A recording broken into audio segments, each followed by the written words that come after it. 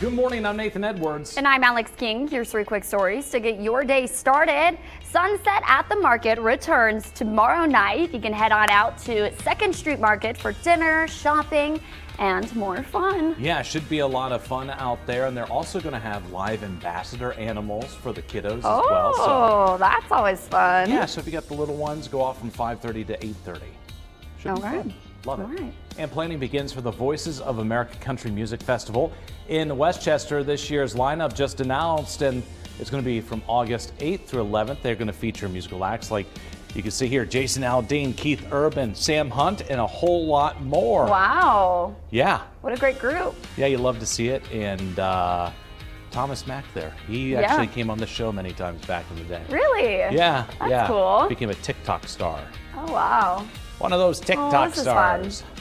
Oh, it's the Simon of summer. I was going to say, a little country music, get you some yeah. bears. And if you love spicy foods like me, you can head on out to Old Scratch Pizza. It's Hot Honey Week. They will have a Hot Honey Margarita. What? Yeah. That sounds amazing. Yeah, I'm not so sure about this, but look, I've had like honey and like bourbon and stuff, and it's pretty good. So I bet this is actually not too shabby. I need this in my life. I was going to say, anything spicy, Alex is like, sign me up. Yeah, but I do love hot honey too, so. Could be good. We now want to give you a live look over Dayton this morning. Thanks to Sky Cams, we're waking up to a rainy day here in the Miami Valley. And there's a chance for some storms later today. So let's send things over to meteorologist Nick Maruziak with a look at today's forecast.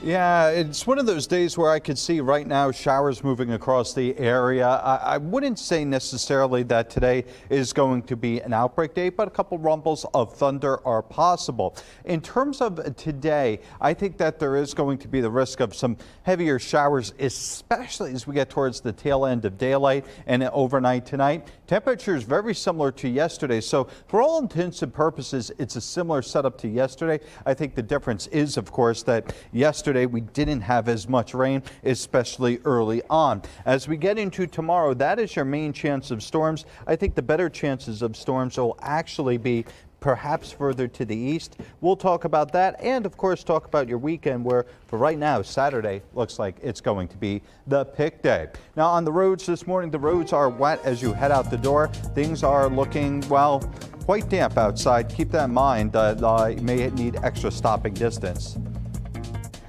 Flyboys Deli in Oakwood will be closing its doors for good on April 20th after 11 years in business. The news coming as a sad surprise for many in the community. Jen Lee Bork was there and spoke to an employee about the closure and why it's hitting so many people so hard. Flyboys Deli was described to me as a modern-day Cheers by the general manager when I spoke with him. When you walk in, it's instantly welcoming and inviting to people of all ages. I saw families, I saw groups of friends, and people who are comfortable coming here by themselves. This is a family-owned restaurant, which gives it a hometown kind of feeling. They were the only owners I felt like that ever cared about me. They were family. An emotional announcement on Flyboys Deli Oakwood's Facebook page and on the door of the restaurant that April 20th will be the last day it will serve customers.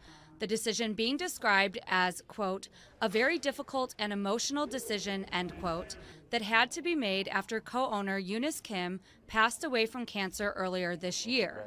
Her husband and co-owner Steve Crandall suffered a stroke and is still recovering, making it hard for this family-owned restaurant to keep its doors open. Employees have known for a couple weeks, but that doesn't make it easier for those who've worked there for years. It still feels like, oh gosh, it's actually happening. You know, it's been over a third of my life, and you know, this community is small. It's been an honor to work here and get to know everybody, and this is just not going to be the same without it. Again, the last day this restaurant will be open is April 20th. Ware says he believes they'll be busy that day because they do have a couple of larger parties coming in. He said this has been hard on everyone, but it's not the end. It's just a new beginning. Back to you.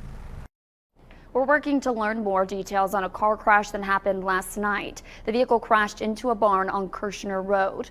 The road was shut down while crews worked to clean up the scene. It happened just before 9 p.m. We don't currently know what caused the crash or led up to it. We will continue to bring you more information as we learn more. Former Public Utilities Chairman, Ohio Chairman Sam Randazzo has died by suicide, according to the Franklin County coroner. Now, Randazzo was found by Columbus police yesterday afternoon. The 74-year-old was facing criminal charges over House Bill 6 scandal. He was accused of accepting a $4.3 million from First Energy to help with a nuclear plant bailout. Randazzo's pled not guilty to 33 charges in state and federal court. A fake armed robbery report leading to a fake bomb threat at Wayne High School. Huber Heights police say they got the call about a robbery yesterday. The school resource officer then called the person back who said he had a bomb was in the school and threatened to harm those inside. None of the suspects' information was consistent with the school's layout or students, but police swept the school in a soft lockdown just in case. Nothing suspicious was found and no arrests have been made yet. Huber Heights police are still investigating. Well, are you looking for a job today? You can head out to Dayton for Sinclair's 23rd annual career fair. Now, from noon to 3, you'll have the opportunity to network with nearly 100 employers from a wide variety of fields. There'll be full-time, part-time, and seasonal job opportunities, as well as internship and apprenticeships. Again, that's from noon to 3 p.m. today. The address is on your screen. Our time right now is 5:06. Don't forget you can get your headlines scrolling at the bottom of the screen. And your weather on the side of your screen all morning long, even during commercials. Changes coming to WIC. Coming up, what the USDA is changing and how it'll impact you at the store. A new independent crime report shows crime rates in the United States could be higher than federal data suggests. I'm Kayla Gaskins with that story straight ahead. And an update for residents near the train derailment site in East Palestine. Coming up, we break down the settlement and what Ohio senators are now saying. You're watching Your Day.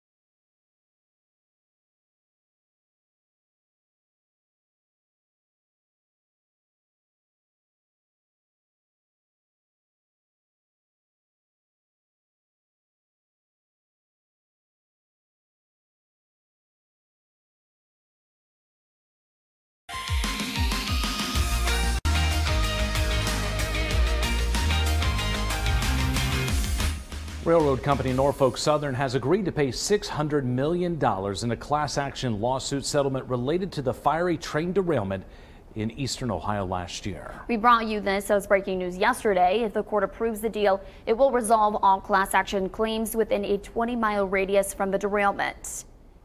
Senator Sherrod Brown says he's keeping a close eye on the situation, issuing a statement. He says in part that he's making sure this is a step in the right direction for residents in East Palestine and that Norfolk Southern needs to be held accountable. J.D. Vance spoke with our sister station in Steubenville. He says the settlement is just one part of making East Palestine whole again. This is an important step. I think it's a big first step. Let's be honest, $600 million is a lot of money, but we got to make sure that it's not the sort of thing where you do the settlement and then Norfolk Southern never hears, we never hear anything about Norfolk Southern's commitment to East Palestine again. I think that would be a huge mistake. Under the terms, the company does not admit any wrongdoing. Norfolk Southern has spent more than $1 billion on its response to the derailment, including direct aid to East Palestine and its residents. Maryland Governor Wes Moore is working to rebuild the Key Bridge, and he's urging Congress to help fund those efforts. Governor Moore visited Capitol Hill yesterday. He says the Key Bridge was a big part of Baltimore's identity. About 2 weeks ago, a part of our soul fell into the Patapsco River, a part of our landscape, and a part of what makes Baltimore, Maryland so special. Rebuilding could cost over $1 billion, and President Biden promised to foot the bill. Congress has approved this kind of disaster aid on a bipartisan basis before. Maryland officials hope that trend continues. And as Baltimore recovers from the bridge collapse, officials have been opening alternative routes for shipping. Now, 2 channels are now open, and a 3rd is opening later this month. This waterway will deal with the majority of traffic into the port of Baltimore. Crews are still working to clear the wreckage, and officials have laid out plans to start over.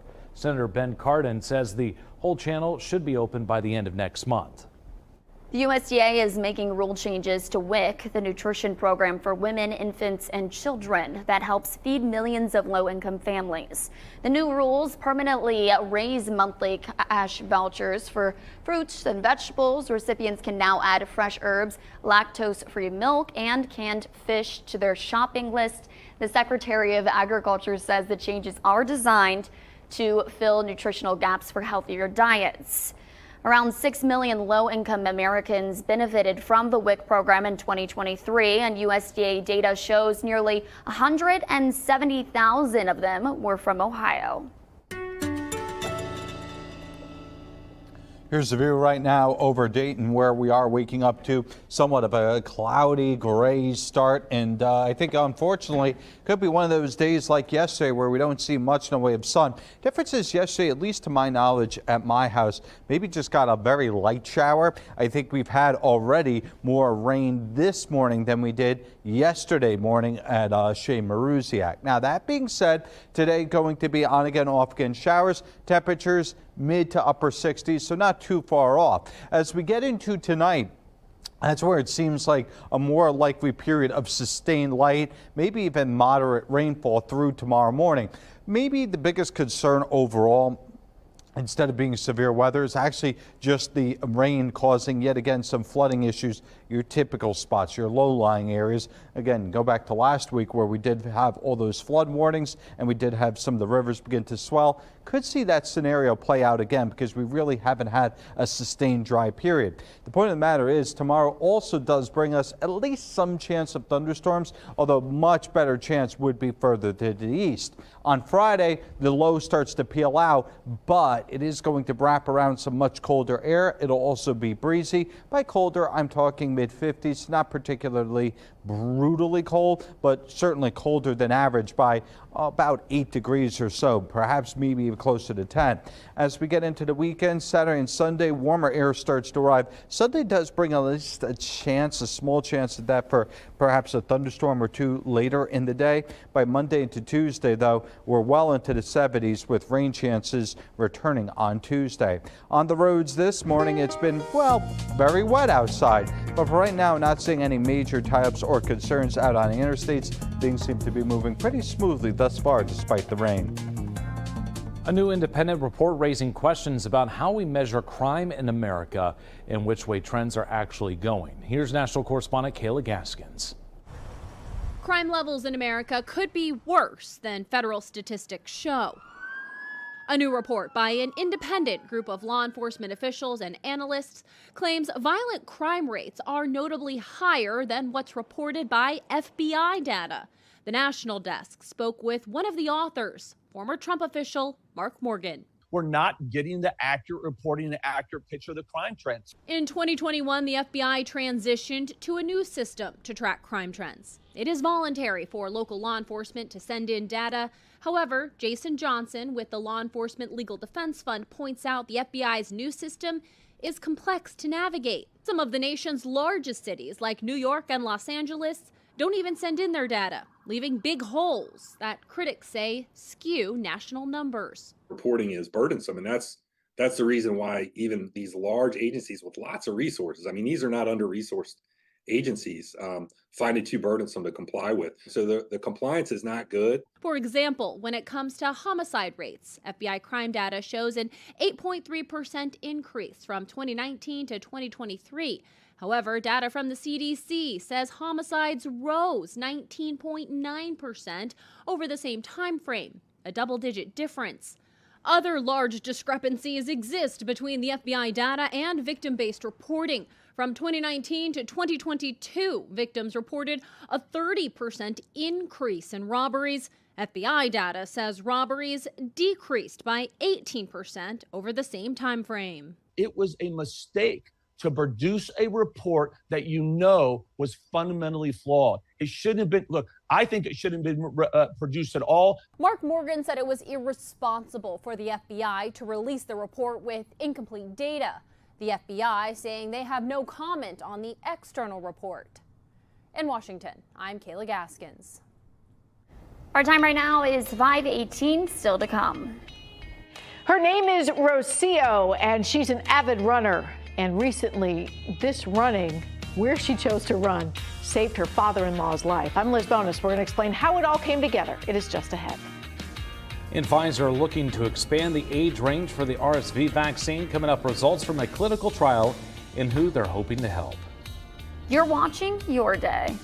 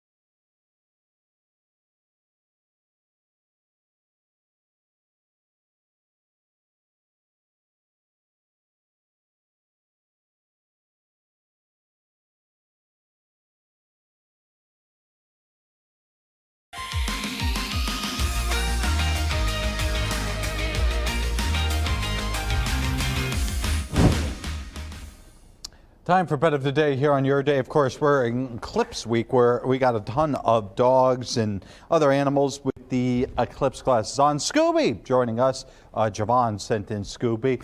Look at the face of, yeah, he is going to enjoy the eclipse. Now, unfortunately, today, maybe not a great day to enjoy the weather. Why? Because we're going to have periods of on again, off again showers. I've gone ahead and put a lot of yellow paws, but I'll point out that the one time period that I would have a little bit more concern about any type of rainfall is going to be after 6 p.m. So again, while we do have yellow pause up until 6, we may even switch over 10 a.m.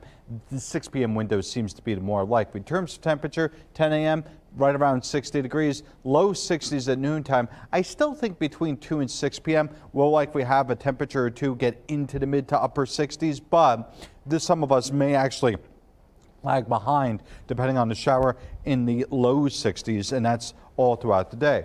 On the roads this morning, so far it's a quiet morning commute. No tabs or concerns at this hour. Seems to be moving pretty smoothly. A vaccine from Pfizer showed the potential to protect adults ages 18 to 59 who are at increased risk of getting severely sick from RSV. The initial data suggests that Pfizer's shot could help protect a far wider population from RSV. Pfizer said it plans to submit the data to regulatory agencies to get approved for adults 60 and above, as well as expectant mothers. Well, beginning in 2026, containers of beer, wine, and liquor sold in Ireland will be required by law to bear a label in red capital letters with the warnings say there is a direct link between alcohol and fatal cancers, and drinking alcohol causes liver disease. The requirement, signed into law last year, is backed by decades of scientific research, and it goes further than any country has so far, communicating the health effects of alcohol consumption. Thailand is also considering such labels. Now, for some, meditation is a way they stay sane, but for others, it's the opposite. NPR reports that some people's health deteriorated after a 10-day meditation retreat. Some said they even felt like they were becoming addicted to meditation. From the NASDAQ market site, I'm Jane King. Here's your health. CPR making a big difference for a family who needed to save their own dad's life. Medical reporter Liz Bona shares how it all started with a woman who loves to run. Rocio, who you see here, has been an avid runner for years. And just a few weeks ago, the race she chose, just one part of an amazing story that helped save her father-in-law's life.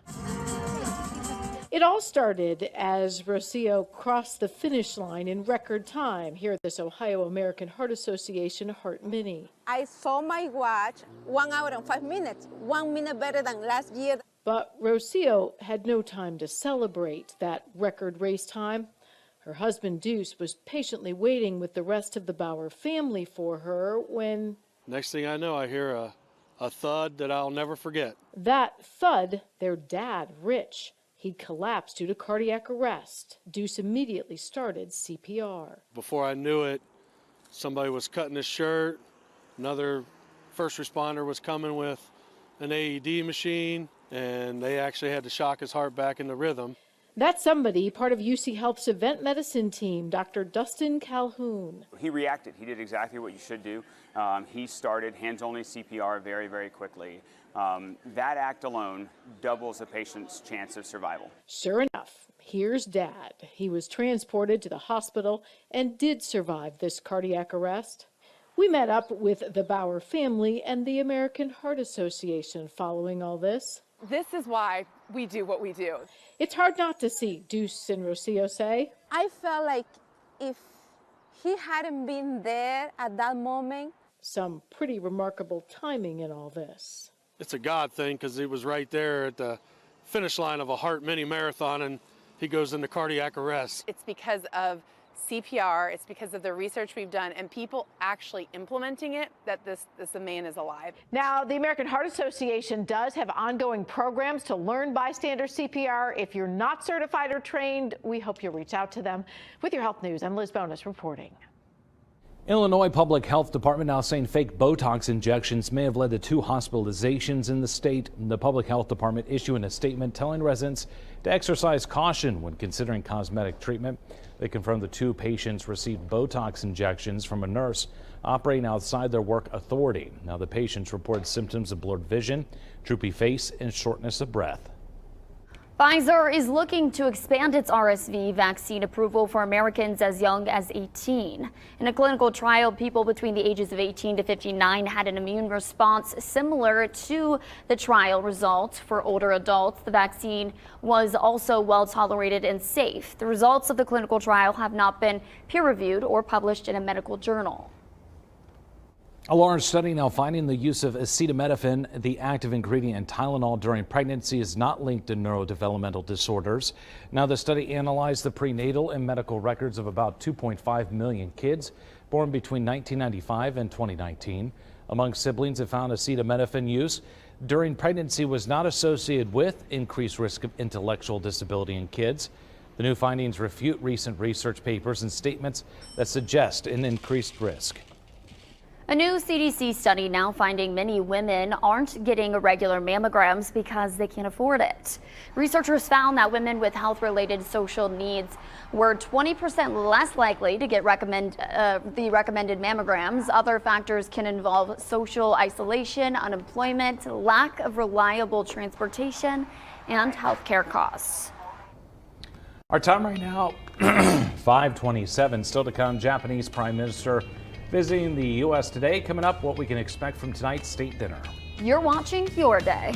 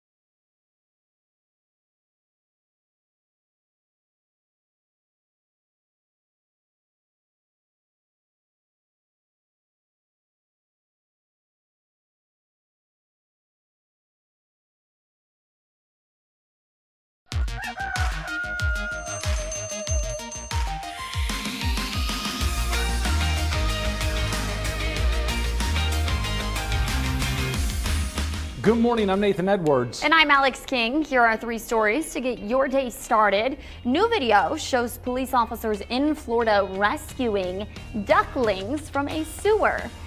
Tampa Bay police released this video showing the rescue, and they say you can hear them tweeting while huddled in a corner. Officers were able to rescue all 6. Oh. Little baby. I know. That's so sad. Oh, look, you can see them there in the corner. They kind of look like so leaves. happy See? that they- Right there.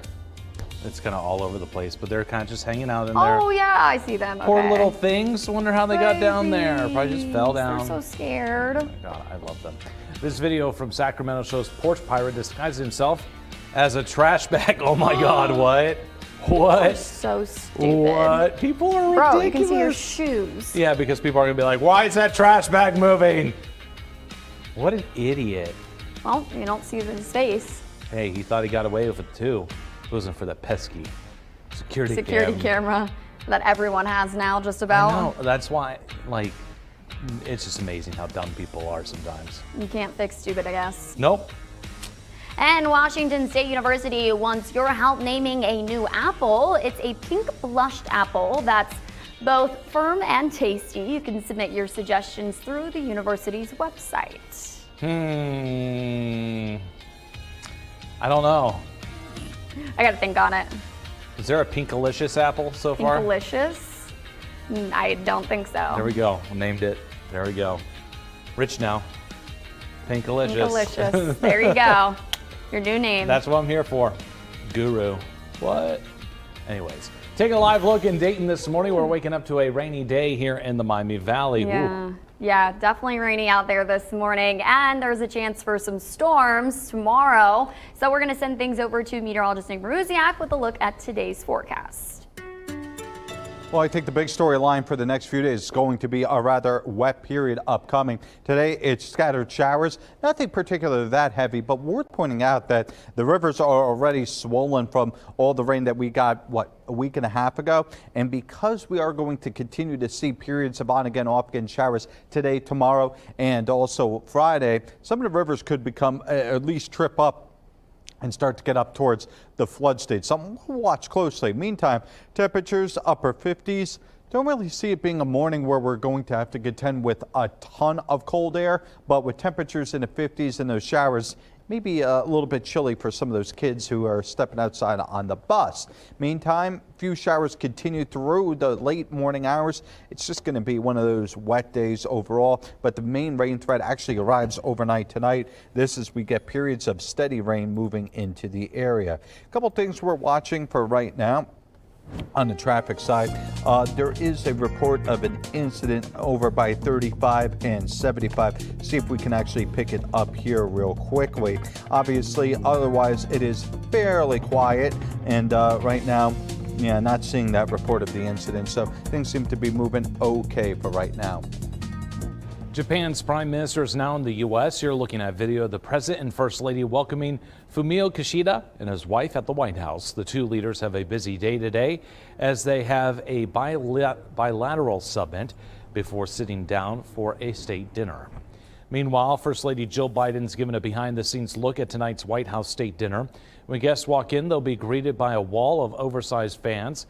The fan motif continues along the floor of the East Wing entrance, alongside a design of koi and cherry blossoms. A fan display will also be the backdrop behind the president and the Japanese prime minister as they deliver their toasts. For dinner, the state floor will transform into a vibrant spring garden, a place of joy and renewal, of hope and growth.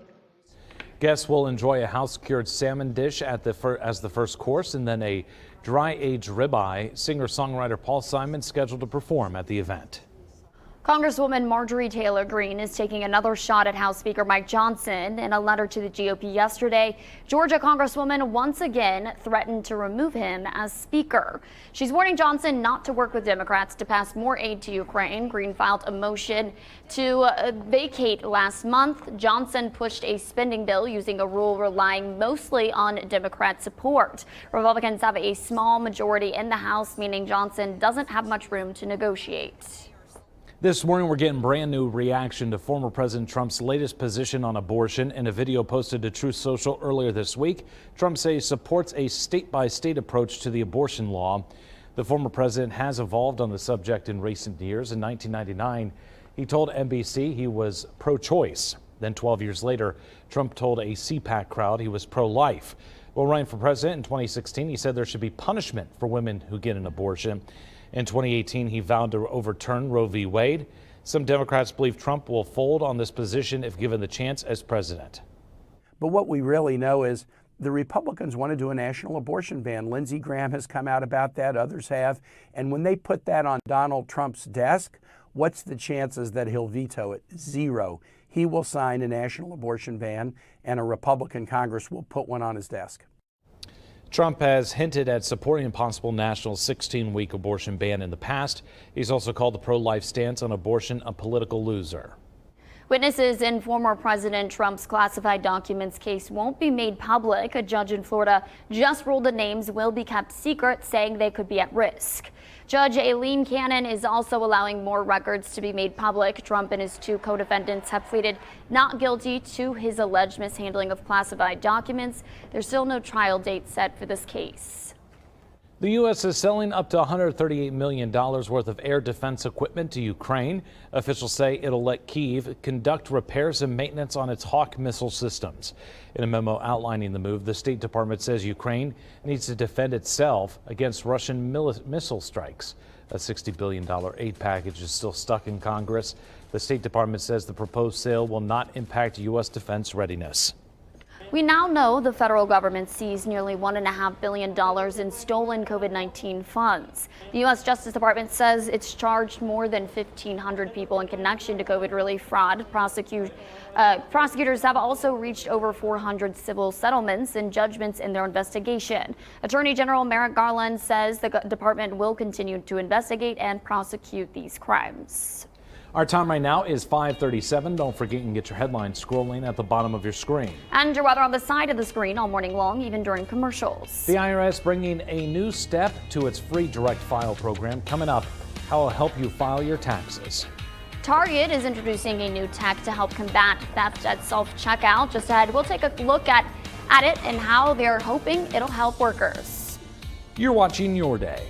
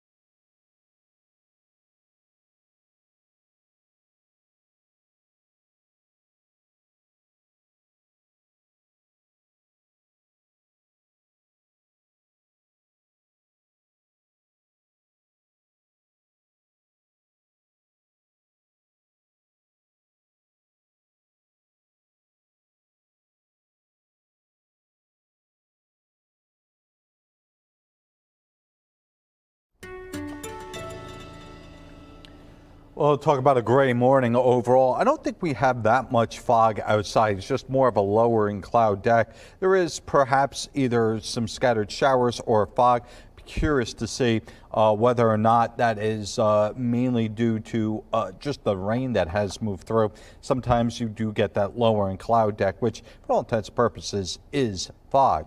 Point of the matter is today should be able to get into the 60s, although some of us may not get out of the mid 60s or even lower 60s. I think that if we do get an extended break, which is possible during the afternoon and evening, mid to upper 60s is certainly a possibility. We're also pointing out thunder showers are possible. What I mean by that is rumbles of thunder and, generally speaking, light, moderate rainfall as compared to a thunderstorm, which could produce dangerous wind gusts. That does not seem likely for today. Best chance of us actually getting any type of thunder showers may occur later on this evening after about 5 p.m. all the way through overnight tonight and into tomorrow. Two tribal nations are going after social media companies accusing the platforms of contributing to youth suicide. The lawsuit names Facebook, Snapchat, TikTok, Google, and YouTube, saying the company's addictive nature makes native youth vulnerable. They're now demanding the platforms take responsibility. The CDC says Native Americans experience higher rates of suicide than any other racial demographic. The price of first-class stamps may be going up again. The U.S. Postal Service making the request to the Postal Regulatory Commission, which could raise the forever stamp to 73 cents. It would also include raising the price of postcards, metered letters, and international mail, bringing a 7.8% increase in prices. The Postmaster General had previously warned of rate hikes in an effort to help the service with efficiency. The IRS is bringing a new step to its free direct file program. Now, CNBC reports the online server will automatically import key tax verification details from the IRS, which includes the previous year's adjusted gross income or temporary PIN. The changes come ahead of the April 15th deadline. Direct file will remain open until the 20th for rejected returns. Target is introducing new technology to combat theft at its self-checkout registers. They are now using technology called TrueScan, which will detect items on scanners and anything unscanned. Shoppers will get audio and visual cues when they don't scan items properly. TrueScan will also help the retail giant track people who repeatedly fail to scan their items. The new technology will be rolled out to all stores this year. This comes after Target announced last month that the store would limit self-checkout to 10 items or less. The U.S. is entering a golden era. The price of spot gold hit nearly $2,400 per ounce yesterday. This comes after gold hit all-time highs for 7 weeks in a row. On a year-on-year comparison, gold has risen 16.5%. Analysts say it comes mostly from investors who believe the Federal Reserve is going to cut its benchmark interest rate on top of central banks, including from China. Now buying gold to reduce their need for U.S. dollars. Many investors see gold as a hedge against inflation. Our time right now is 5:44. Game 2 of a series of the 5th game of a week-long homestand. But would the Reds succeed or struggle Tuesday night against the Milwaukee Brewers? Just ahead, Matt Digby breaks down the results from Cincy. And it's not just baseball season. Spring football is also underway. Coming up, what the Flyers are hoping to accomplish this season. You're watching Your Day.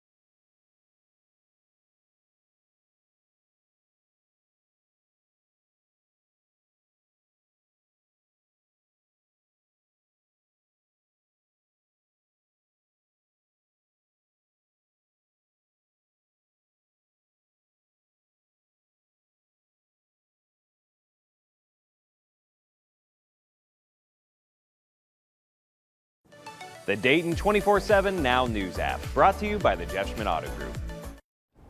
Look quick, it's the last time anyone is going to see this. It's the final launch of a Delta rocket at Cape Canaveral, a Space Force station. This Delta IV Heavy rocket is carrying a classified satellite for the National Reconnaissance Office. The Delta family of rockets have been in service since the 1960s. It actually sets itself on fire before blasting off. United Launch Alliance will now usher in a new era of next generation aircraft led by the Vulcan rocket.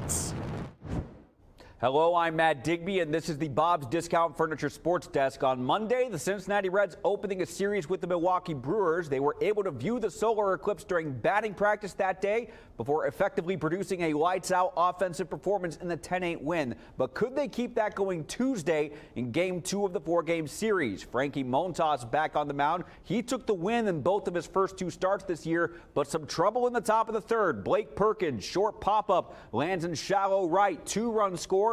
Perkins later scores himself, so the Brewers out to a 3-0 lead. Bottom 4, Jake Fraley sends a line drive to the outfield himself. Christian Encarnacion Strand rounding third, and that puts the Reds on the board. However, in the top of the 5th, 2 on for Christian Yelich.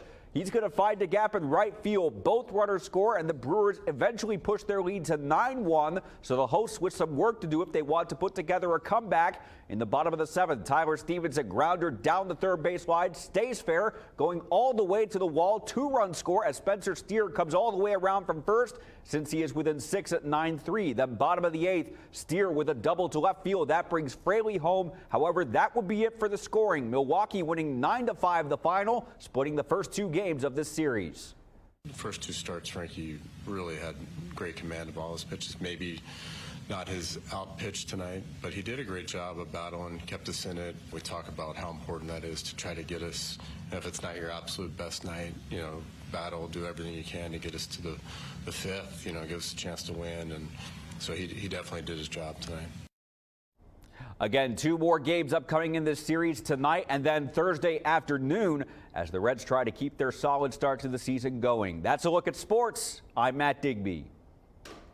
In addition to baseball season, spring football season's now underway. University of Dayton in the final week of their spring drills ahead of their spring game this Sunday. This is year 2 under head coach Trevor Andrews. 2023 ended with back-to-back wins, but the overall record was under 500. The team talking about how a new year is a new chance to set positive habits, especially with the change in roster. They're all optimistic heading into Sunday's spring game. I feel like we're in a really good routine right now. We're all coming down the home stretch. 4 opportunities left, and it's flying by just like it always does. I just want them all to compete against themselves to get better. We acknowledged last year, and we know that that wasn't us. So we're coming in this year. We're coming in fresh-minded. Put that in the past, and we're gonna look out the front windshield and keep going. There's definitely a chip on our shoulder. Having the game, labeling it as a game, keeping score makes it a little more fun, and just looking forward to coming out and having a good time. Younger guys are filling into their roles, developing, and filling in all the spots that we need. Our time right now is 5:50. Looking for another once-in-a-lifetime event? You're in luck. The cicadas are coming back. Just had the dull emergence hitting the U.S. this summer. And it's National Hug Your Dog Day. We're sharing all the ways you can celebrate the day and take a look at the special doggy helping in Taiwan. You're watching Your Day.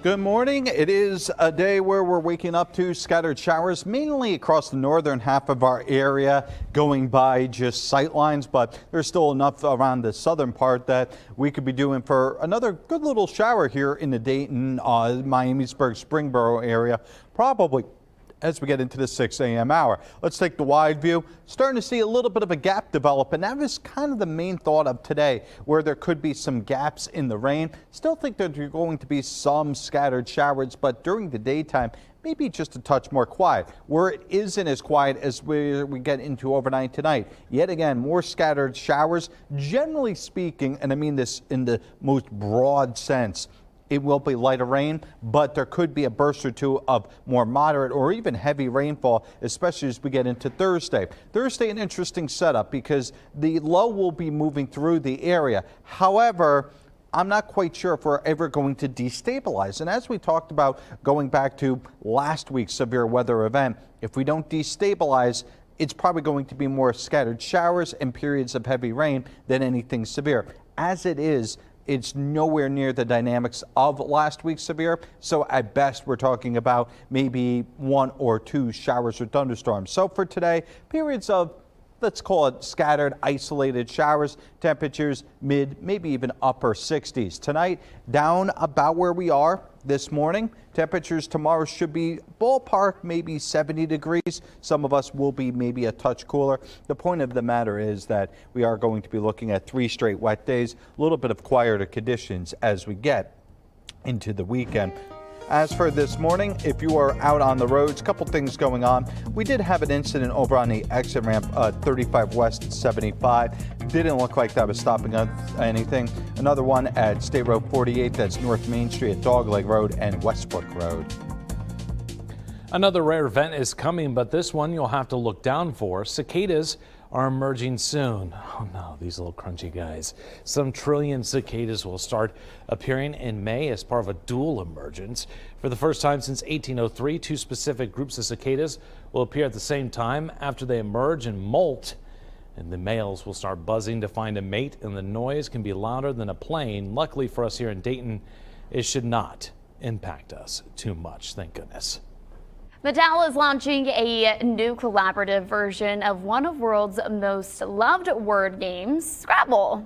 Instead of competing, players collaborate to complete goal cards, and there are helper cards if assistance is required. Mattel says the new game mode aims to bring people together. It's for anyone who finds word games intimidating or whoever thought word games are not for them. Well, in case you need another reason to love on your 4-legged friends, it's National Hug Your Dog Day. Those extra cuddles are beneficial to both you and the dog. Hugging your dog releases a feel-good hormone called oxytocin in both humans and pups, giving you and your canine a little boost as your bond. Other ways to show your love: we'll take Fido on an extra long walk or to the dog park, or take a trip to the ice cream parlor for a doggy sundae.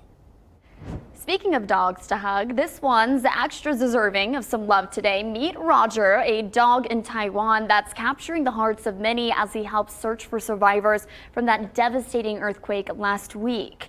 The once failed police dog has excelled in his search for victims of the quake. He was born into a training center for drug sniffing dogs, but didn't make the cut due to his love for people and playing. So instead, he helps save people during times of disaster. While there are many brave doggies helping search efforts, Roger has gained so much attention because of his initial career failure.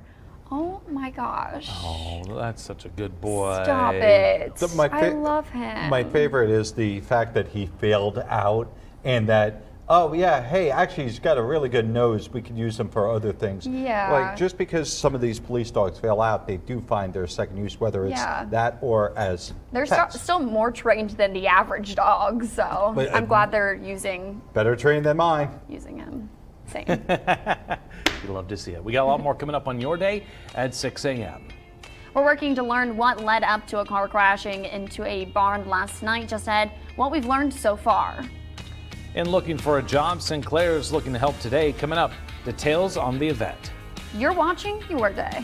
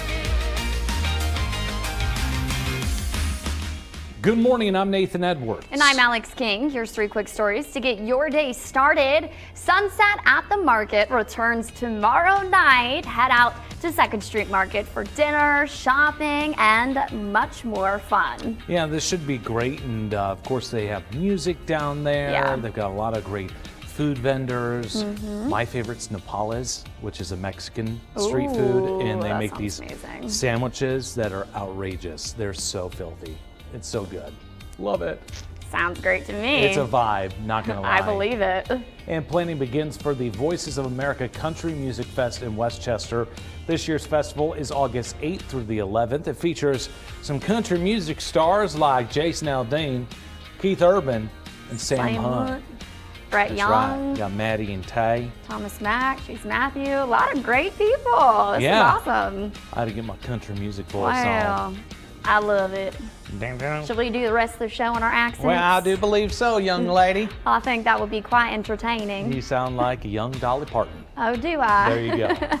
If you love spicy foods, head to Old Scratch Pizza. It's Hot Honey Week. They will have a hot honey margarita. This would be interesting. Yeah, I need to try this. Have you ever had a spicy beverage? I've had a spicy margarita before, yeah. I about died. Like, if it's too spicy and a Bloody Mary, I'm like, but that's okay. That does not surprise me. I think honey would be a little bit better because you get a little sweetness in there. Yeah, I think hot honey would be really good. Hot honey's not too spicy. Bloody Marys and me do not get along. Really? No. I don't like it. It's too tomatoey for Oh, me. see, look, we can agree on something. How about Mhm. that? And taking a live look over Dayton this morning thanks to Skycams. Yeah, as I drove in this morning, it was definitely raining. You could tell it rained overnight. Yeah, definitely going to need those windshield wipers on this morning. Grab an umbrella before you head out the door, rain jacket, whatever you can grab. It's going to be Galoshes. smart. And we are potentially going to be seeing some storms tomorrow as well. So let's send things over to meteorologist Nick Baruziak with a look at today's forecast. 2 things. I love Nathan dropping galoshes. And number 2, Alex nailed it. Potential storms on the way for tomorrow. We'll hold off on that because I want to get you out the door this morning. So here we are at 6:02. Still continuing to see some showers move through the greater Springboro, Miamisburg area. Dayton, you're probably up here in about 20 minutes. So if you're gearing up for your day, you want to walk the dog a little bit, you got about 20 minutes before the next line of light rain. In terms of temperature, mid to upper 50s, not particularly that cool. Wapakoneta is actually at 52, so that's the cold spot. Either way, it's not awful outside. Well, at least when it comes to temperature. Obviously, your results may vary, especially when it comes to rainfall and cloud cover. It's actually turning a little bit foggy out this morning. So in addition to the clouds, could be a bit of fog. Temperatures 50s. We'll probably see more scattered, I would call them isolated rain showers during the daytime today, but it's tomorrow that has my attention. Why? Because we do have a somewhat of a chance of some storms, the better chances of strong to severe storms well to our east, but still, there may be an opportunity for some of us to pick up a heavier thunderstorm. On the roads this morning, right for now, only one incident. That's at State Road 48 North Main Street area over by Dogleg Road and Westbrook. So keep in mind that if that's part of your morning commute, you're probably going to have a little bit of a delay. Flyboys Deli in Oakwood will be closing its doors for good on April 20th after 11 years in business. The news coming as a sad surprise for many in the community. Jen Lee Bork was there and spoke to an employee about the closure and why it's hitting so many people so hard. Flyboys Deli was described to me as a modern-day Cheers by the general manager when I spoke with him. When you walk in, it's instantly welcoming and inviting to people of all ages. I saw families, I saw groups of friends, and people who are comfortable coming here by themselves. This is a family-owned restaurant, which gives it a hometown kind of feeling. They were the only owners I felt like that ever cared about me. They were family. An emotional announcement on Flyboys Deli Oakwood's Facebook page and on the door of the restaurant that April 20th will be the last day it will serve customers. The decision being described as, quote, a very difficult and emotional decision, end quote, that had to be made after co-owner Eunice Kim passed away from cancer earlier this year. Her husband and co-owner Steve Crandall suffered a stroke and is still recovering, making it hard for this family-owned restaurant to keep its doors open. Employees have known for a couple weeks, but that doesn't make it easier for those who've worked there for years. It still feels like, oh gosh, it's actually happening. You know, it's been over a third of my life. And you know, this community is small. It's been an honor to work here and get to know everybody, and it's just not going to be the same without it. Again, the last day this restaurant will be open is April 20th. Ware says he believes they'll be busy that day because they do have a couple of larger parties coming in. He said this has been hard on everyone, but it's not the end. It's just a new beginning. Back to you. We're working to learn more details on a car crash that happened last night. The vehicle crashed into a barn on Kirshner Road. The road was shut down while crews worked to clean up the scene. It happened just before 9 p.m. We don't currently know what caused the crash or led up to it. We'll continue to bring you more information as we learn more. Former Public Utilities Chairman of Ohio, Sam Randazzo, has died by suicide. According to the Franklin County coroner, Randazzo was found by Columbus police yesterday afternoon. The 74-year-old was facing criminal charges over the House Bill 6 scandal. He was accused of accepting $4.3 million from First Energy to help with a nuclear plant bailout. Randazzo has pleaded not guilty to 33 charges in state and federal court. A fake armed robbery report leading to a fake bomb threat at Wayne High School. Huber Heights police say they got the call about a robbery yesterday. The school resource officer then called the person back who said he had a bomb, was in the school, and threatened to harm those inside. None of the suspects' information was consistent with the school's layout or students, but police swept the school in a soft lockdown just in case. Nothing suspicious was found and no arrests have been made yet. Huber Heights police are still investigating. Are you looking for a job? Well, today you can head out to Dayton for Sinclair's 23rd annual career fair. Now, from noon to 3, you'll have the opportunity to network with nearly 100 employers from a wide variety of fields. There'll be full-time and part-time and seasonal job opportunities, as well as internship and apprenticeships. Again, that's from noon to 3 p.m. today. The address is on your screen right now. Our time right now is 6:07. Don't forget you can get your headlines scrolling at the bottom of the screen. And your weather on the side of your screen all morning long, even during commercials. The head of the nation's biggest bank giving a new read on the economy. I'm Atrell Nashar with what he says is the single most important thing America can do to stay on a stable path. And an update for residents near the train derailment site in East Palestine. We'll break down the settlement and what Ohio senators are saying next. You're watching Your Day.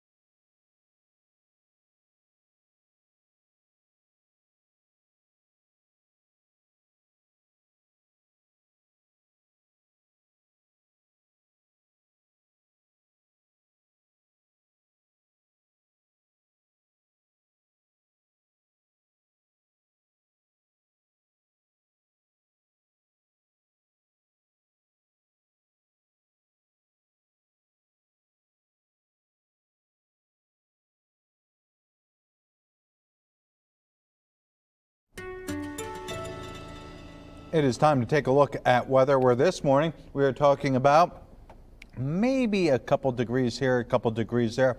Really not a big temperature swing. Obviously, we have had periods of rain moving through the area. That's a little bit of a change up from yesterday, which by and large was pretty dry. As we get into the heart of the day today, we may see a similar situation to what we saw yesterday, which is maybe a shower or thunder shower forming somewhere in the area. Whether or not that ends up popping up over the Miami Valley, sometimes it's a little bit like whack-a-mole when it comes to these. Either way, temperatures at 9 a.m. upper 50s, low 60s by 11. Your best chance of rainfall is actually going to be after the 5 to 7 p.m. hour, more towards overnight. But if we do start to see a couple of these showers during the afternoon and evening, that could help keep temperatures down a few degrees, keep us more, let's say, low to mid 60s as opposed to upper 60s. If you're heading out this morning, right for now, we do expect there to be some wet roads, and could also be some drops of rain headed into the greater Dayton area. Just give yourself some extra time and extra stopping distance. This is one of those mornings where roads may not be completely soaked, but they're definitely a little bit more damp. JP Morgan Chase CEO Jamie Dimon making headlines for comments to shareholders about his outlook for the U.S. economy, issuing warnings about America's adversaries and calling for a shift in energy policy. National correspondent Atra El-Nashar has more now from Washington. When Jamie Dimon speaks, economists and policymakers take notes. The CEO of JP Morgan Chase, America's biggest bank, describes to shareholders what he calls a pivotal moment for America and the free Western world. He writes, "Only America has the full capability to lead and coalesce the Western world. And now we must do so as America's leadership is being challenged around the world. There is nothing more important." Russia's invasion of Ukraine and violence in Israel and Gaza, he says, may very well be creating risks that could eclipse anything since World War II, echoing comments he made in January in support of U.S. aid to Ukraine. American leadership has to explain to the American public why it's important, has to remind them of what happened in 1917, has to remind them what happened in 1941. It's in line with the Biden administration's stance. Treasury Secretary Janet Yellen was in China this week, warning leaders there against aiding Russia.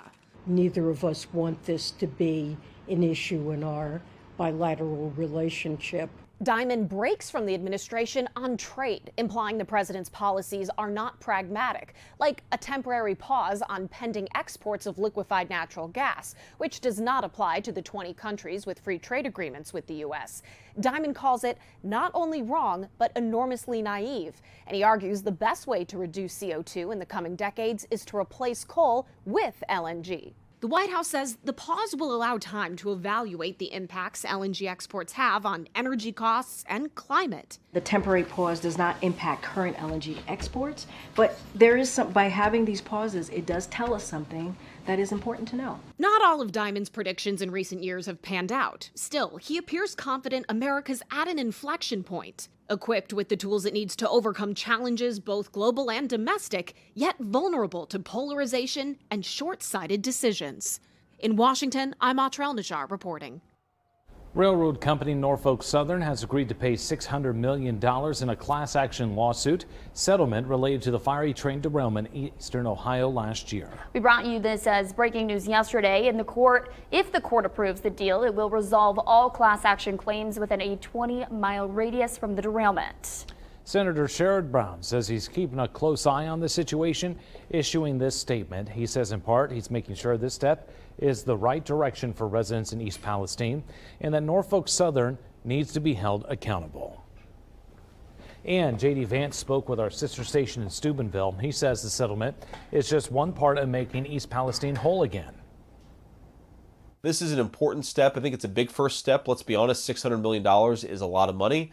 But we got to make sure that it's not the sort of thing where, you know, you do the settlement and then Norfolk Southern never hears, we never hear anything about Norfolk Southern's commitment to East Palestine again. I think that would be a huge mistake. Under the terms, the company does not admit any wrongdoing. Norfolk Southern has spent more than $1 billion on its response to the derailment, including direct aid to East Palestine and its residents. Our time right now is 6:15. Changes coming to WIC. Coming up, what the USDA is changing and how it'll impact you at the store. You're watching Your Day.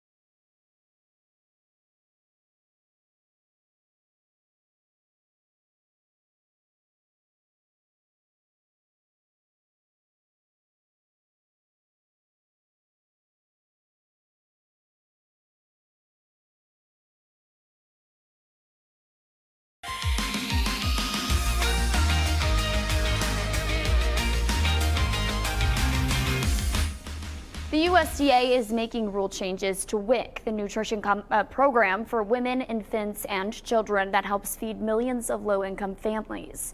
The new rules permanently raise monthly cash vouchers for fruits and vegetables. Recipients can now add fresh herbs, lactose-free milk, and canned fish to their shopping lists. The Secretary of Agriculture says the changes are designed to fill nutritional gaps for healthier diets. Around 6 million low-income Americans benefited from the WIC program in 2023, and USDA data shows nearly 170,000 of them were from Ohio. Here's what we're looking at for right now. A lot of gray and potentially even a little bit of fog. I've been sort of tracking the fog this morning, and it has gotten better in spots, worse in others. Richmond in particular has gotten better. And the reason why I'm saying sort of tracking it is because, frankly, it's not one of those mornings where we really have a lot of dense fog.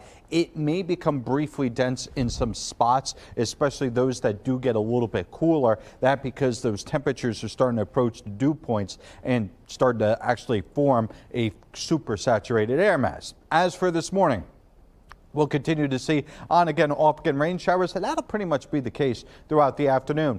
Overnight tonight, so here we are, 7, 8 p.m. Rain and more of a steady light rain event starts to overspread the area. This will continue into tomorrow morning, where here we are about 6, 7 in the morning. We're hinting that there could be some showers or even some thunderstorms moving through. In terms of severe weather risk tomorrow, there is somewhat of a chance. We're placed under the marginal. That's level 1. The slight chance further east, better dynamics by and large well to our east, but still opportunity for that. Friday morning, probably still getting some showers through the area, although these should clear by Friday evening. It is going to be a rather wet period upcoming, and that includes the greater part of today. Again, scattered to isolated showers becoming more numerous as we get into overnight tonight. Tomorrow, some thunderstorms are possible. Again, we're tracking the potential for maybe a stronger storm or two in the Miami Valley. It really depends on, can we get any type of clearing from the rain and get that air mass to destabilize. On Sunday, another chance of rain, and then for Tuesday, a better chance of rain. In the meantime, temperature-wise, going from the 60s into the 50s on Friday, and then from there, back in the 60s and 70s into next week. On the roads this morning, starting to see that little bit of fog and haze. We'll see once we break the daylight hours here and see how that all develops. But in general, right for now, visibility is okay, and you can certainly get to wherever you can. Topping this morning's Dayton Business Journal headlines, a mystery chip manufacturer is looking at a $106 million project here in the Dayton area. The former GM paint shop facility is proposed to undergo a transformation to bring an out-of-state manufacturer operation to Ohio. The 32-acre site is located on Springboro Pike in Moraine. While no brand name has been disclosed, we know the company is a leading brand that makes potato chips and tortilla chips, among other snacks. To read more about this story and others like it, head to Dayton247now.com, click on the news tab, and select Dayton Business Journal. Our time right now is 6:21. It's National Hug Your Dog Day. We're sharing all the ways you can celebrate the day next. You're watching Your Day.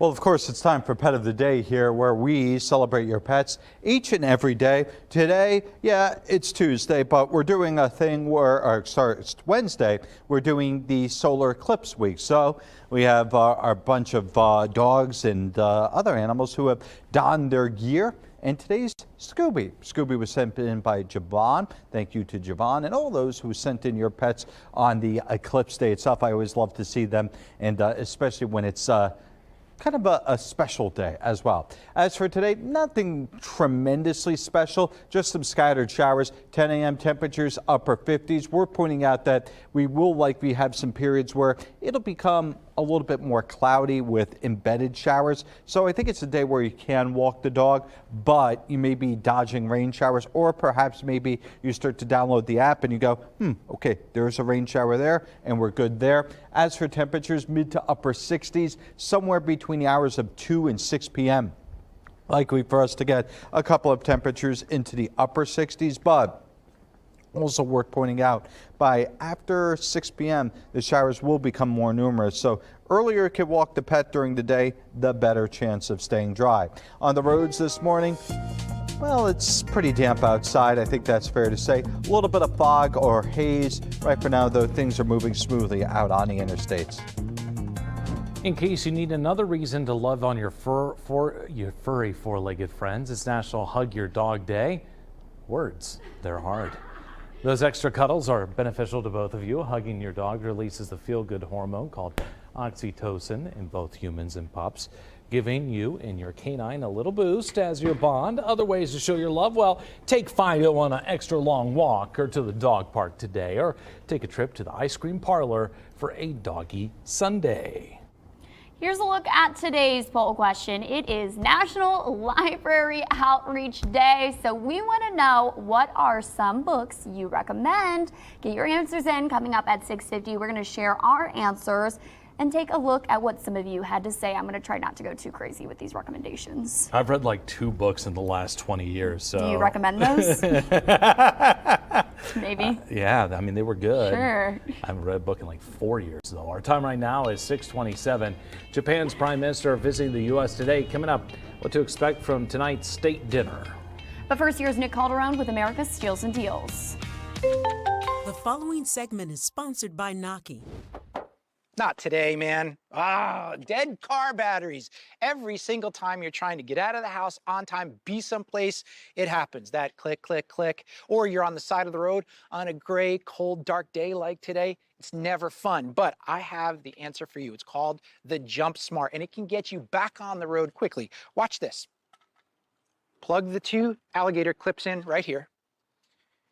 Red clamp to red on the battery. Black to black, I get a beep and a green light, and now I can start my car back up. Just like that. I don't have to wait for roadside assistance or anybody else to come and help me out. I keep a Jump Smart in every family member's car. My daughters have one, my wife has one, and I know I have peace of mind, and so do they. It's also a 10-in-1 tool. It's got a compass, a thermometer, it's a flashlight and a strobe light, many other tools as well. And my favorite part, you can charge your cell phone with the 2 included USB ports on the back. If you lose power in a storm or something, just plug your phone in and you can stay connected with family and friends. Speaking of them, put one in every family member's car. 31% off right now at asadeals.com.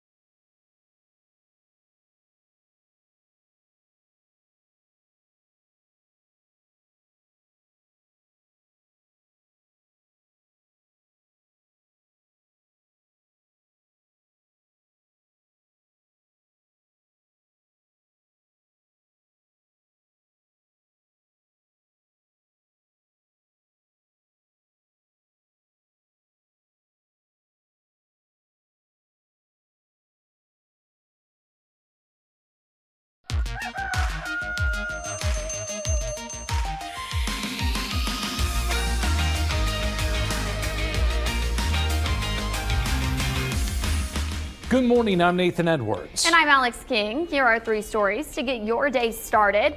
New video shows police officers in Florida rescuing ducklings from a sewer.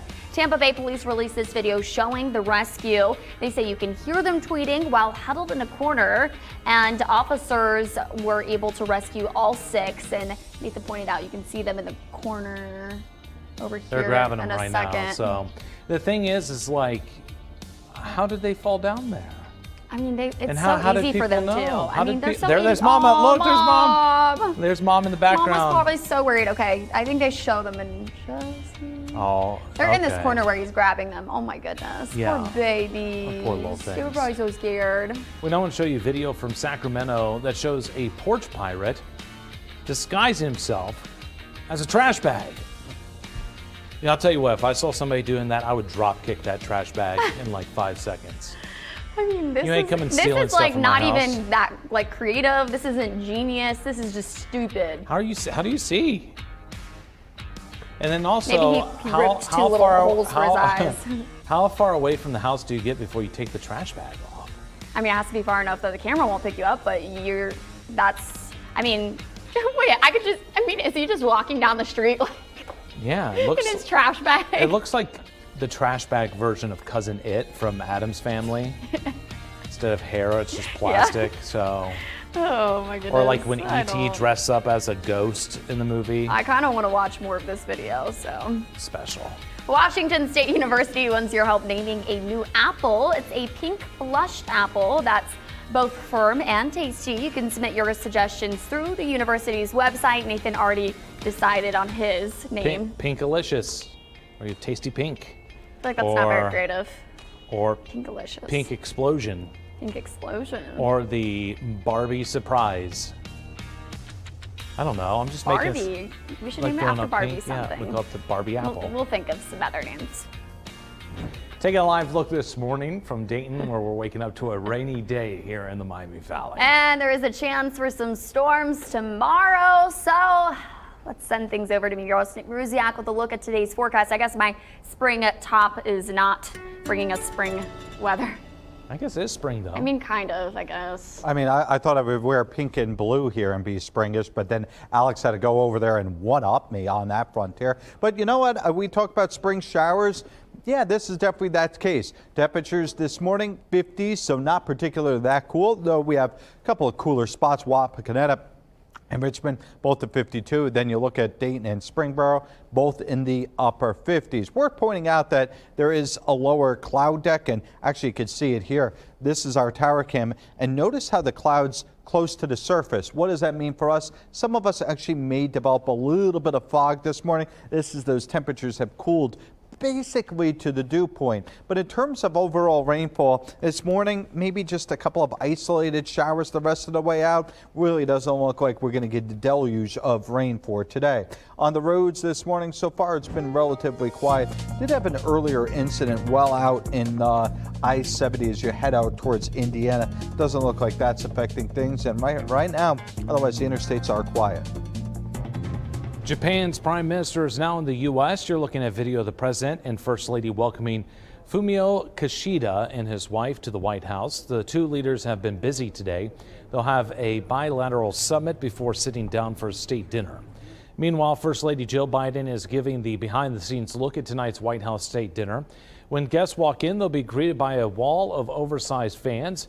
The fan motif continues along the floor of the East Wing entrance, alongside a design of koi and cherry blossoms. A fan display will also be the backdrop behind the president and the Japanese prime minister as they deliver their toasts. For dinner, the state floor will transform into a vibrant spring garden, a place of joy and renewal, of hope and growth. Now guests will enjoy a house-cured salmon dish as the first course and then a dry-aged ribeye. Singer-songwriter Paul Simon is scheduled to perform at the event. Witnesses in former President Trump's classified documents case won't be made public. A judge in Florida just ruled the names will be kept secret, saying they could be at risk. Judge Aileen Cannon is also allowing more records to be made public. Trump and his two co-defendants have pleaded not guilty to his alleged mishandling of classified documents. There's still no trial date set for this case. This morning, we're getting brand new reaction to former President Trump's latest position on abortion. In a video posted on Truth Social earlier this week, Trump said he supports a state-by-state approach to abortion law. Now, the former president has evolved on the subject in recent years. In 1999, he told NBC he was pro-choice. Then, 12 years later, Trump told CPAC crowd he was pro-life. While running for president in 2016, he said there should be a punishment for a woman who gets an abortion. In 2018, he vowed to overturn Roe v. Wade. Some Democrats believe Trump will fold on this position if given the chance as president. But what we really know is the Republicans want to do a national abortion ban. Lindsey Graham has come out about that, others have. And when they put that on Donald Trump's desk, what's the chances that he'll veto it? Zero. He will sign a national abortion ban, and a Republican Congress will put one on his desk. Trump has hinted at supporting a possible national 16-week abortion ban in the past. He's also called the pro-life stance on abortion a political loser. Our time right now is 6:37. Don't forget you can get your headlines scrolling at the bottom of the screen. And your weather on the side of your screen all morning long, even during commercials. Game 2 of a series and their 5th game of a week-long homestand. But would the Reds succeed or struggle Tuesday night against the Milwaukee Brewers? Just ahead, Matt Digby breaks down the results from Cincy. You're watching Your Day.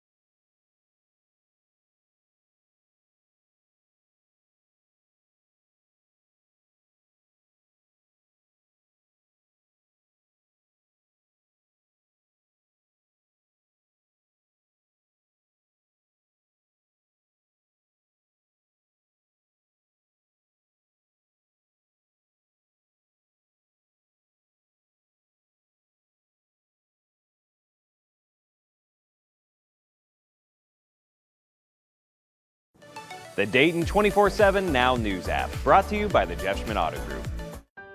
Weather Window, presented by the National Weather Desk. Rounds of showers and thunderstorms rolled through central Texas Tuesday evening, some plopping plenty of hail on the ground. This view outside our station in Austin. Other areas saw apple-sized hail. We're still seeing lots of eclipse photos from Monday. These leafless tree branches took on a spooky look near South Bend. And in Washington, D.C., a partial eclipse collection of crescent shapes on the ground. Hello, I'm Matt Digby, and this is the Bob's Discount Furniture Sports Desk. On Monday, the Cincinnati Reds opening a series with the Milwaukee Brewers. They were able to view the solar eclipse during batting practice that day before effectively producing a lights-out offensive performance in the 10-8 win. But could they keep that going Tuesday in Game 2 of the 4-game series? Frankie Montas back on the mound. He took the win in both of his first 2 starts this year, but some trouble in the top of the 3rd. Blake Perkins, short pop-up, lands in shallow right, 2-run score. Perkins later scores himself, so the Brewers out to a 3-0 lead. Bottom 4, Jake Fraley sends a line drive to the outfield himself. Christian Encarnacion Strand rounding 3rd, and that puts the Reds on the board. However, in the top of the 5th, 2 on for Christian Yelich. He's going to find a gap in right field. Both runners score, and the Brewers eventually push their lead to 9-1. So the hosts with some work to do if they want to put together a comeback. In the bottom of the 7th, Tyler Stevens, a grounder down the 3rd base line, stays fair, going all the way to the wall. 2-run score as Spencer Steer comes all the way around from first, since he is within 6 at 9-3. Then bottom of the 8th, Steer with a double to left field. That brings Fraley home. However, that would be it for the scoring. Milwaukee winning 9-5 the final, splitting the first 2 games of this series. The first 2 starts, Frankie really had great command of all his pitches. Maybe not his out pitch tonight, but he did a great job of battling, kept us in it. We talk about how important that is to try to get us, if it's not your absolute best night, battle, do everything you can to get us to the 5th, give us a chance to win. And so he definitely did his job tonight. Again, 2 more games upcoming in this series tonight and then Thursday afternoon as the Reds try to keep their solid start to the season going. That's a look at sports. I'm Matt Digby. Our time right now is 6:43. It's National Library Outreach Day and National Library Week. So we want to know, do you have any book recommendations? Get your answers into our Facebook poll question. Digital producer Max is joining us after the break with a look at some of your answers. You're watching Your Day.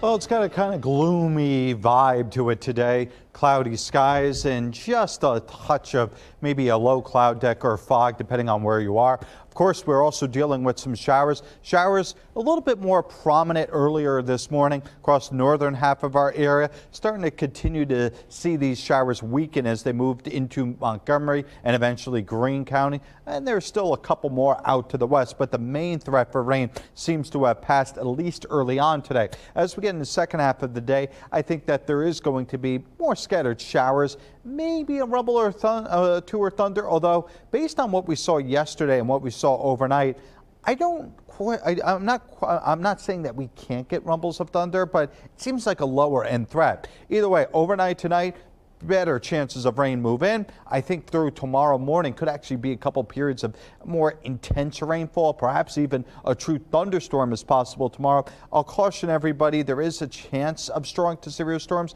but the main threat would be further to the east. I still think there's a window, especially afternoon, evening tomorrow, where we could see one or two stronger storms in the Miami Valley. So just because this past 2 days have been relatively weak doesn't necessarily rule out a stronger storm or two for tomorrow. Meantime, temperatures pretty much where they have been, upper 60s, low 70s through tomorrow. It's Friday that we'll see the big cool down. I think Friday will dip down all the way into the 50s. Beyond that, back in the 60s and 70s. A couple chances of rain next week, including Sunday and Tuesday. On the roads this morning, interstates are wet but looking okay.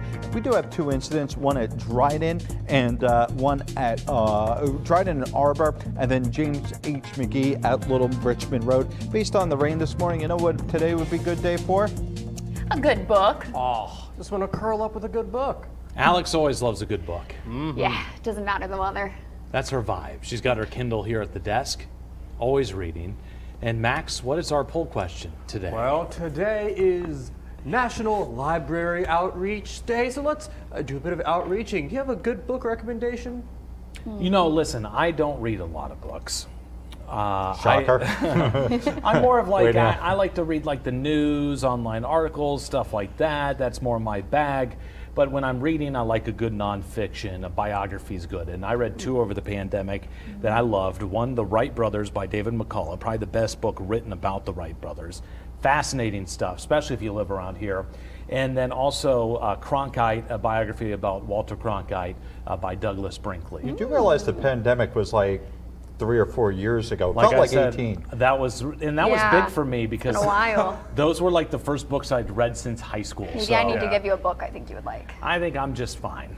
I think I read plenty. He said no. I'm good. I'm dead. I read kids' books all the time. Okay, well, I have so many recommendations, but I narrowed it down to 3. I'm not even going to get into details because I don't have time. So, The Great Alone by Kristen Hanna, Silent Patient by Alex Michaelides. Okay, yeah, you got it. Last name. And Infinite Country by Patricia Engel. All right, I have 4 old man books here, so bear with me. 2 are by Ben McIntyre, great historian. Operation Mincemeat, that was the plan to float a body to fool the Germans in World War II. Man, that never was, if you're familiar with that. There's also Double Cross, which is The Spies. Downhill Lie, which is good, just fun book about getting back into golf. And American Academy of St. Andrews, well-written book. Max. You know, I actually probably wouldn't have guessed this, I like romance novels. And I read a really kind of funny premise one where it was about a guy who they're like, you have to travel back in time and stop World War II by detonating a bomb. And he's like, okay, I'll do it. So he goes back in time, but then he meets the girl of his dreams. Then he has to choose between stopping World War II and spending the rest of his life with this girl. And it's such a stupid premise, but it was kind of good. Wow. I did not peg you for a romance novel. I know. Type of guy. Yeah. For the cover of a romance novel. Yeah. Fabio over there. Yeah, I wish. Sorry, Well, Alex. thank you, Max. This is fun. I like this question. Our time right now is 6:52. We're working to learn what led up to a car crashing into a barn last night. Just add what we've learned so far. You're watching Your Day.